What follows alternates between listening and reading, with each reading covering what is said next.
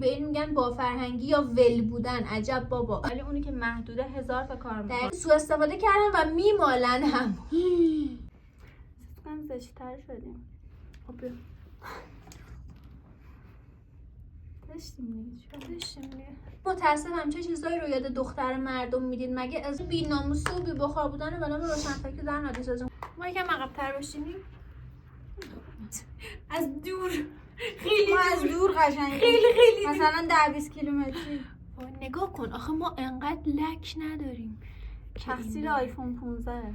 میخوای با 14 ببین الان تو آینه نگاه چه خوشگلم. حاجی 14 قشنگ درمون. بذار گوشی تو.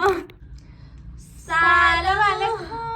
بعد از مدت ها ما رو دارین از چنل جدید سوین. قبل از هر چیزی بچه‌ها سوین الان خیلی به حمایتتون نیاز داره. حتما کانال قبلیم تا چند ماه دیگه خرابه. انقدر ناراحت بود که اصلا دوست نداشت کانال جدید بزنه دیگه. امروز بالاخره راضیش کردم. زورم کرد. بعد قوز میکنه. بیاد براتون ویدیو بذاره و حالا موضوع ویدیو چیه؟ موضوع وای. ویدیو اینه که قراره کامنت های هیتو بخونیم. با چی هم شروع کردی؟ قراره هم میخوام آرایش کنم.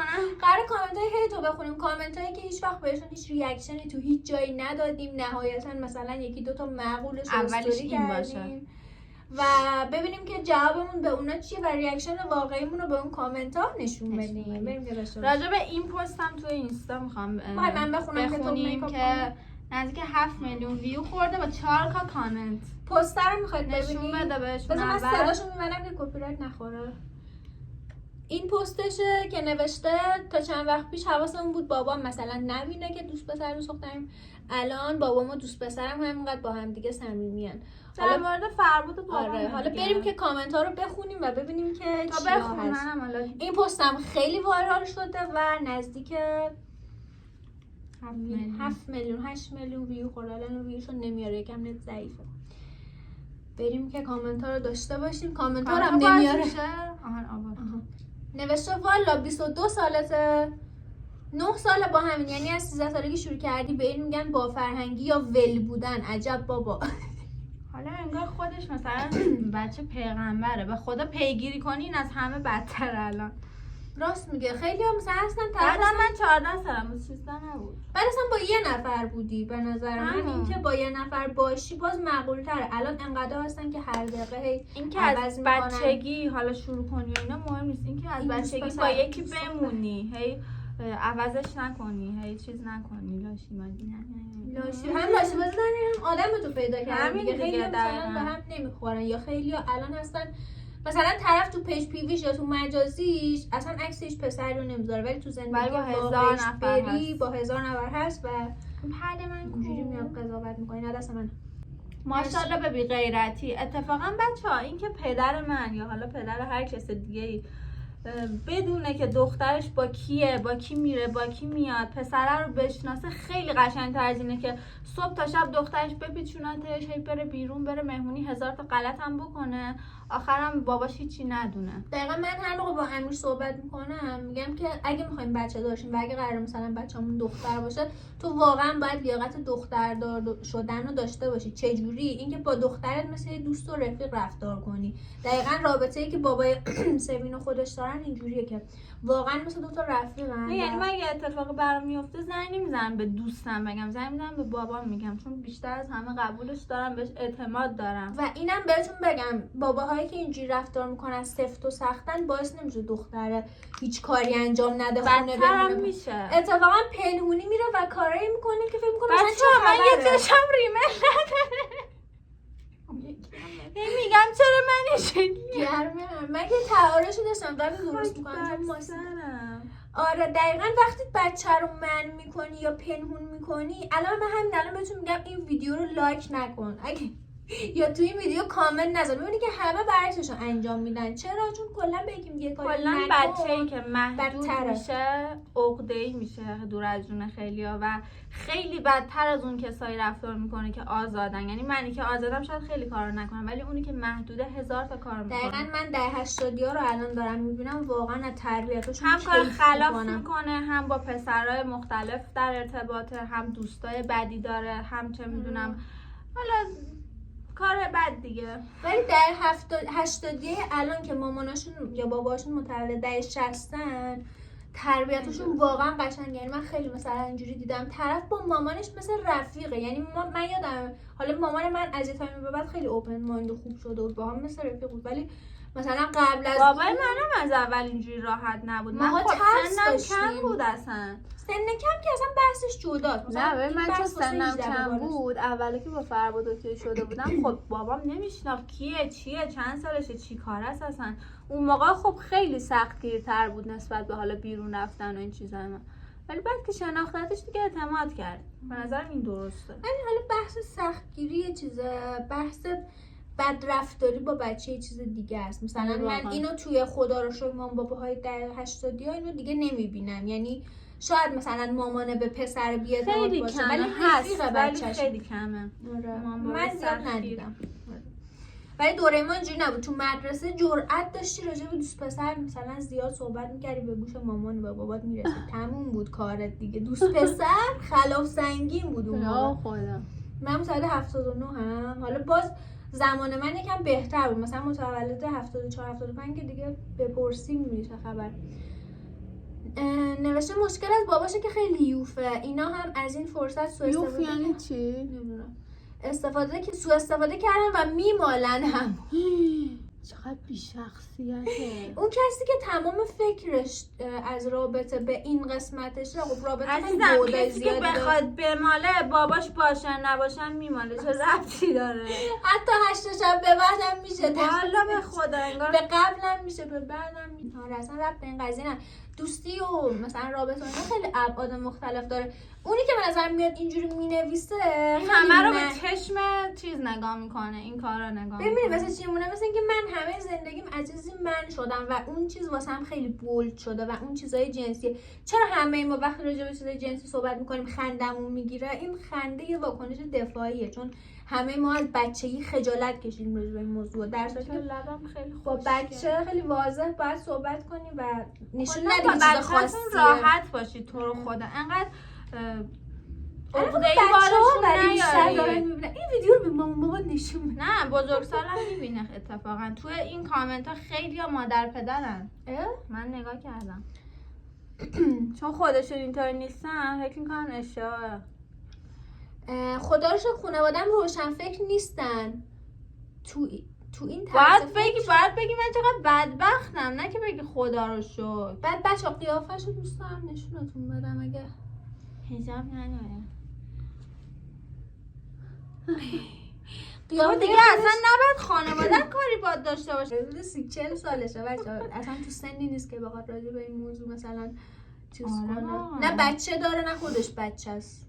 ولی این دقیقا از همون خانواده‌هایی که من شده و اینو خیلی عجیب میدونه. سلول بوده. حالا اگه برگردی به همون دوره میبینی چقدر اذیت شده سر این موضوع. نمیشه من فقط تونستم حسرت بخورم. خوش باید. خب این کامنت بعد نه خیلی هم اینجوری گذاشتن. انقدر پدر مادر نوشته متاسفم چه چیزایی رو یاد دختر مردم میدید. مگه ازدواج چیزیش نیست، ولی ازدواج خیلی هم خوبه. ولی ازدواج بدون مثلا شناخت خیلی هم چیزیشه. چقدر ما طلاق داریم که طرف مثلا 18 سالگی فقط ازدواج کرده که آزاد بشه.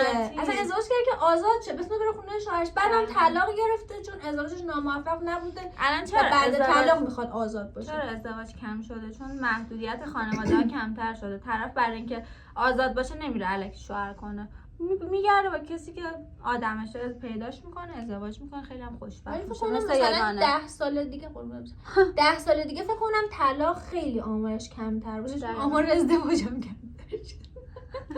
هر کسی واقعا مطمئنه ازدواج میکنه دیگه. نمیشه. من تو 15 سالگی عروسک داشتم، با اون بازی میکردم تو کوچه دوچرخه سواری میکردم. سیبین هنوزم عروسک داره. سیبین هنوزم عروسک داره و ما دوچرخه بازی است که سواری میتونیم بکنیم. هیچ ربطی نداره به این قضیه.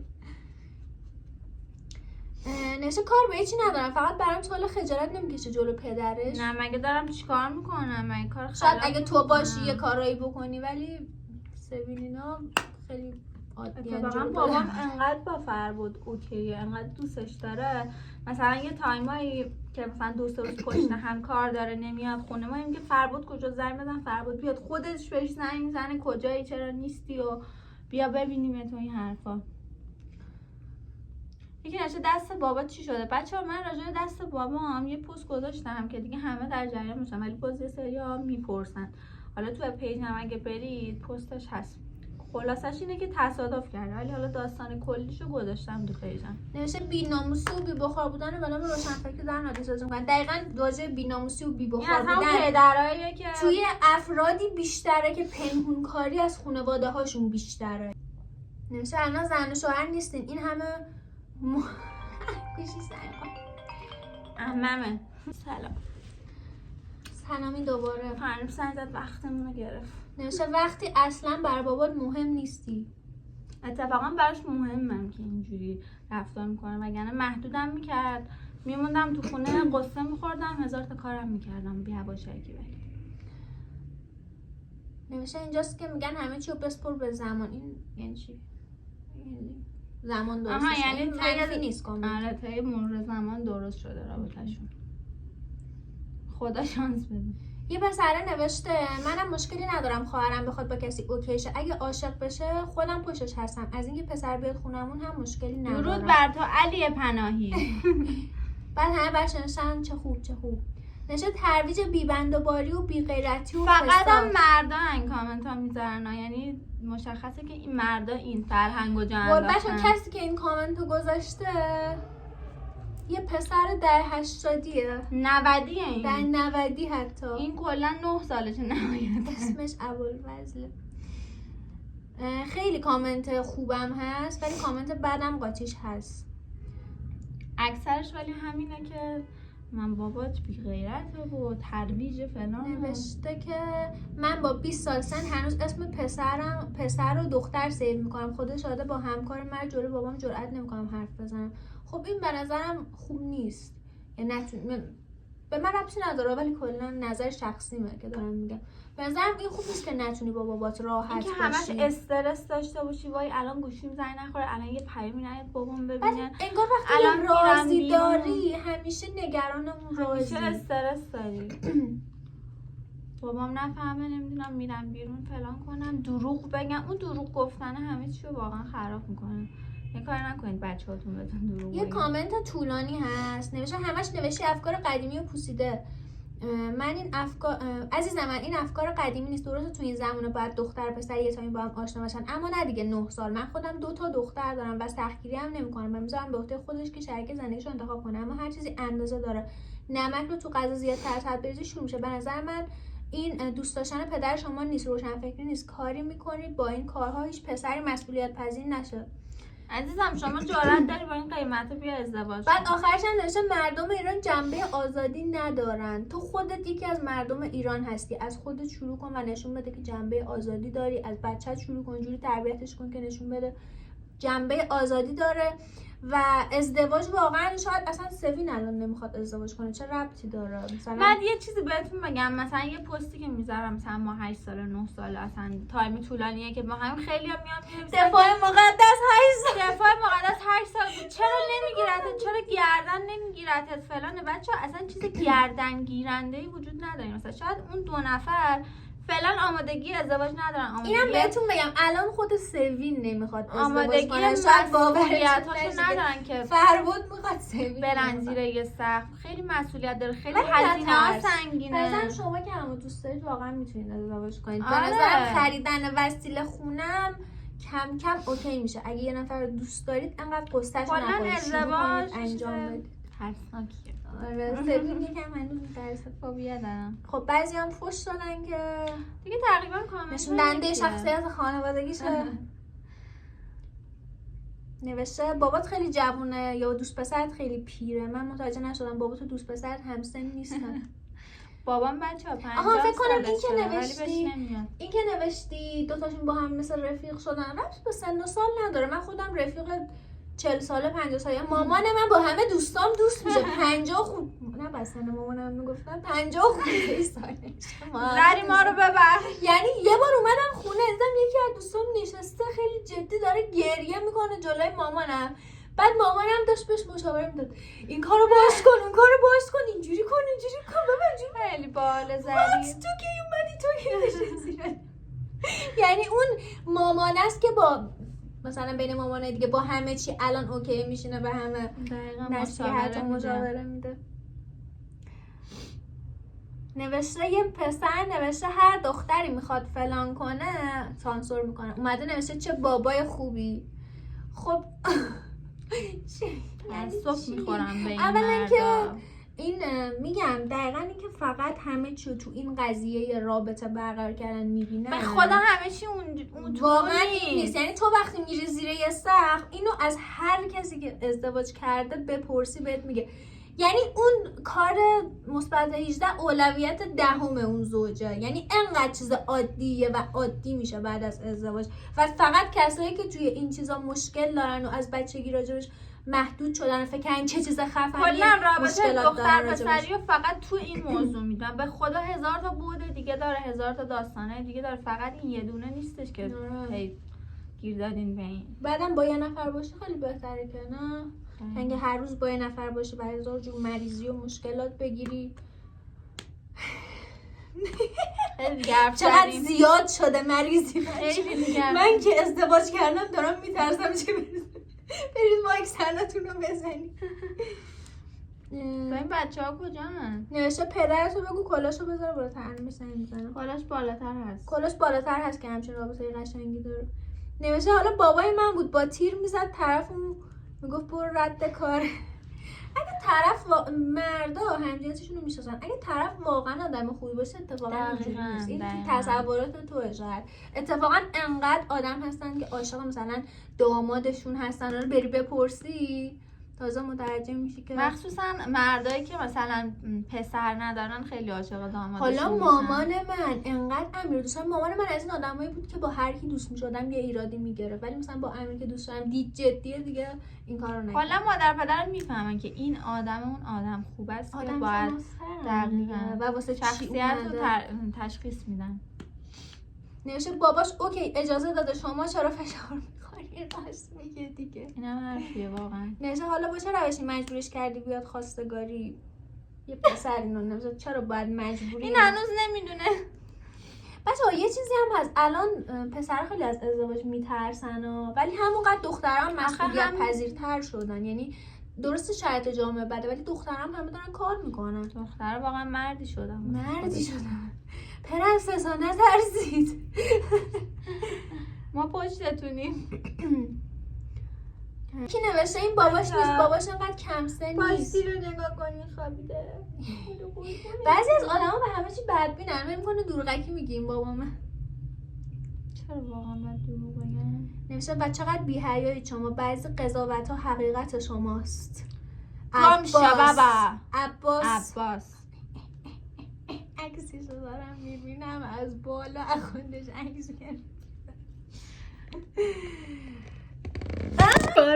بچه کارمای عباس زد کمر گوشی افتاد رو پایه بود. آره دیگه بچه‌ها مرسی که تا اینجای ویدیو با ما بودید. ماچ به کلت. کامنت ها خیلی زیاد بود ولی خب اکثریتش همین بود و شما هم حتما نظرتون رو بگید تو کامنت لایک ها. و ساب یادتون نره. خیلی به حمایتتون نیاز داریم و تا یه ویدیو دیگه که ایشالله زود میگیری میای انقدر منو هرس نده.